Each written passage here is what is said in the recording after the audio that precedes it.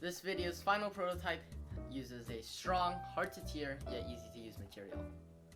Clearly, there's no reason why this should not be on the final prototype. Officially called corrugated fiber board, it commonly goes by the name cardboard. Now that I'm a freshman in high school, I joined our school's robotics team.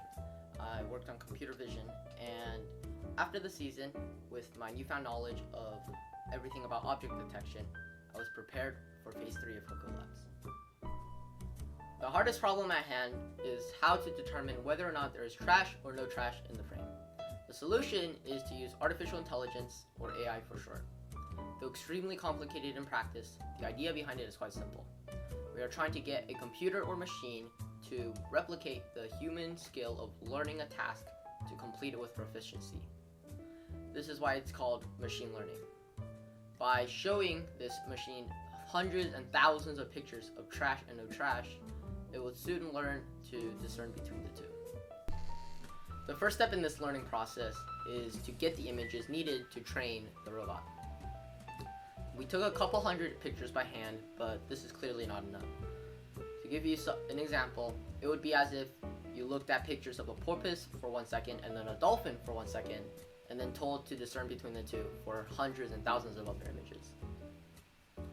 Even though we knew that the amount of pictures we had was not enough, we decided to continue on and go to the next step just to make sure that our idea had a chance of working.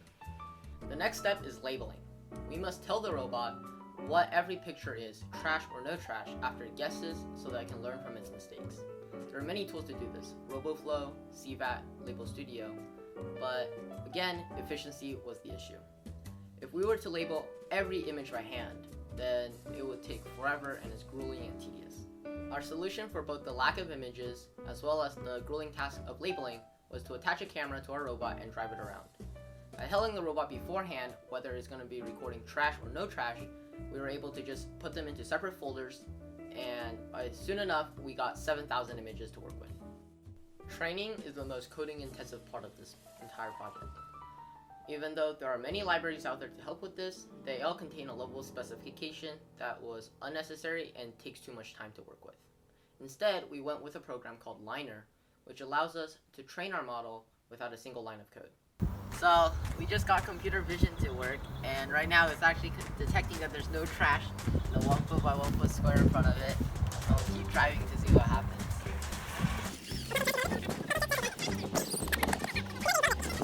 Now we'll go to the trash, and then we'll drive over it. Oh! Does it actually see the trash? Yeah, it says trash! No way, are you serious? Oh, go back up. There. It says trash? Yeah, it says trash. Here, Chris, I'll give you another piece of trash. There's no trash! And then we move back onto it. There's trash. Let me see if I move back onto it. Oh, then there's trash! Wait, that's crazy! Here, one more trash for you. Okay, I'll go get it. Go pick it up, buddy. So there is trash! Are you sure? Yeah, it says there's trash, and then if I get the water bottle out of the frame, then there's no trash! And then you go onto the frame, then there is trash! This is so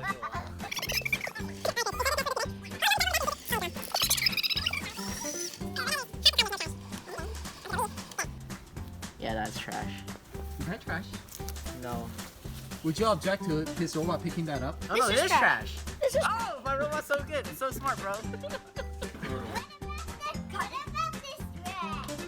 Yeah, your dress is trash. Oh, wait, it's not trash! How is it just not trash? Okay, let me work on that. Maybe because it's pretty. That's true. One option that we overlooked was the model that we used.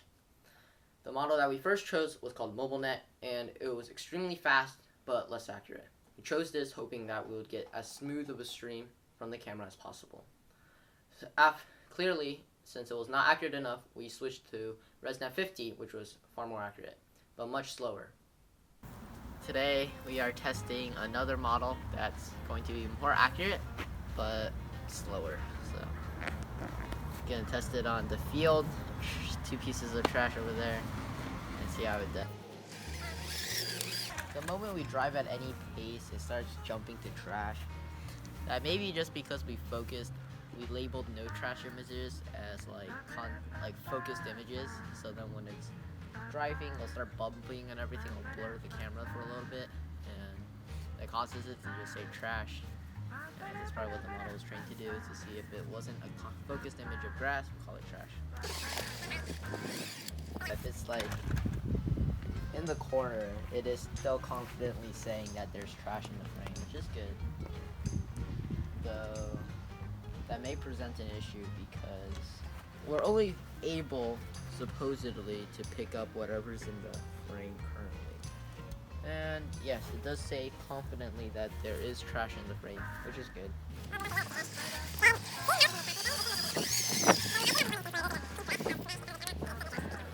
It says trash.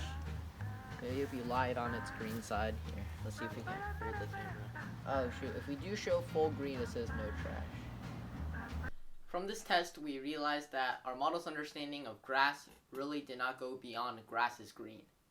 Even though this could be solved by taking many more images of green trash, the accuracy was already so high, so we just decided to leave it. The next test is to see whether or not a change in lighting would phase our model. Here we are with the robot on a lawn, and today with the sun out, we're trying to test whether or not the shadow has effect on the computer model saying that there's trash or not. So currently, our camera has a pretty good time, just some green grass. But then as we drive into the shadow,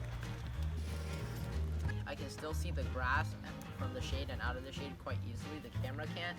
So what ends up happening is you'll see a piece of grass and then the shadow is actually just pretty much all black. We tried to fix it with software at first, as it did not seem that complicated. I took a picture of the sun and the shade with my phone, and after some editing, turned it into this. So going to our software in code, I tried to do the same thing, but the dark spots and bright spots just refused to be equal. So we turned to hardware. Our first idea was to try and hang an artificial light inside our observable frame to equalize the lighting even when the sun is lighting on some spots. Akio had an extremely strong projector light, and we were hoping that was going to solve the problem. No. That's nothing!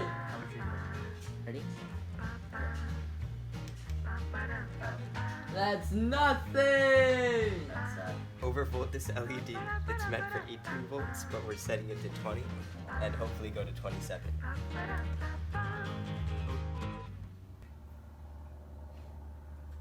Okay. If we could not beat the sun, then we were going to block it out completely. We also moved some things around in preparation for phase 4.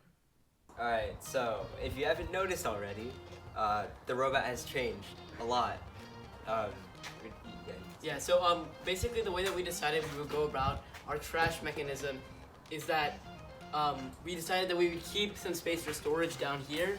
And so what that meant is that we had to move up our batteries, we had to move up and our power distribution unit up one level, and then that subsequently meant that we had to move up our Arduino board and our RoboRail up one unit as well. So over here, right, what you're gonna see in the front is at some point you're gonna see motors which are running the trash pickup mechanism.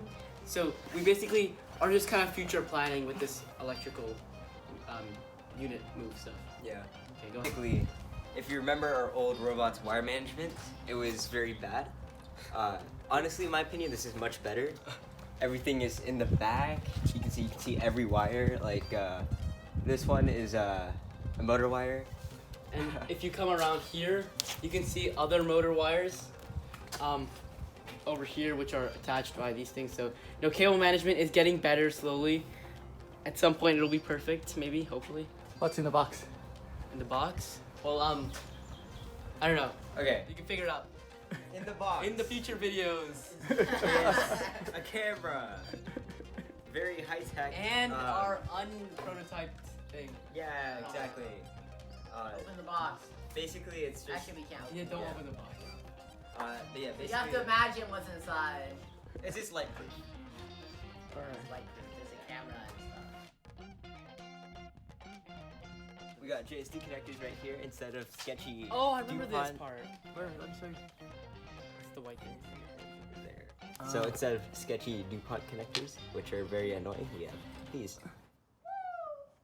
During the test drive, we still found rays of light filtering in through holes above the wheels. So we used tape to patch them and started our final test.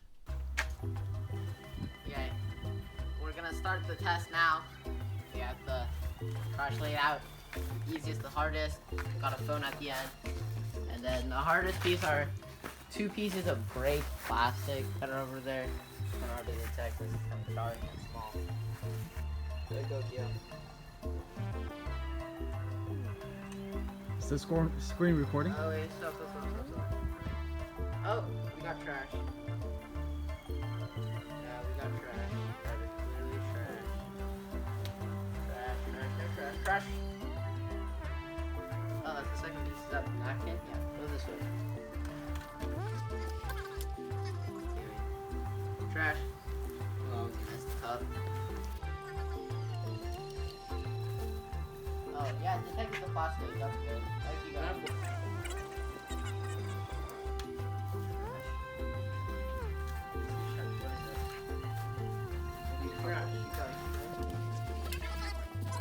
Trash. Keep going. You got trash, but I think the glare is partially contributing to it. Wait, if you Turn this way. turn this way. Oh, no, no. No, you got no trash. Stop. Yeah. Okay, it's legit.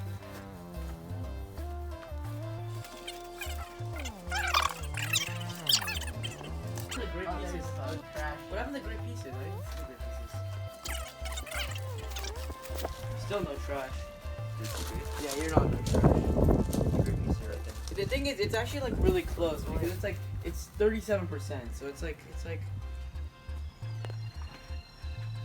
Oh, come on. Did you guys get it? no.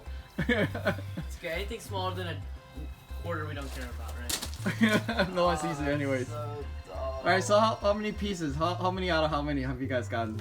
We 1, got 2, 3, 4, 5, 6, 7, 8, 9. 8 out of 9. Where's the 8 out of phone? 9. It's probably under the wheel. Let's say 8 out of 9. That's an Nice. I can't 80. even do anything.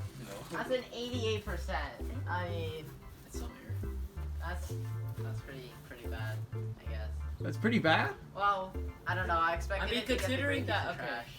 It's smaller than a quarter, so we're not like expected to detect it. So it's okay. That's true.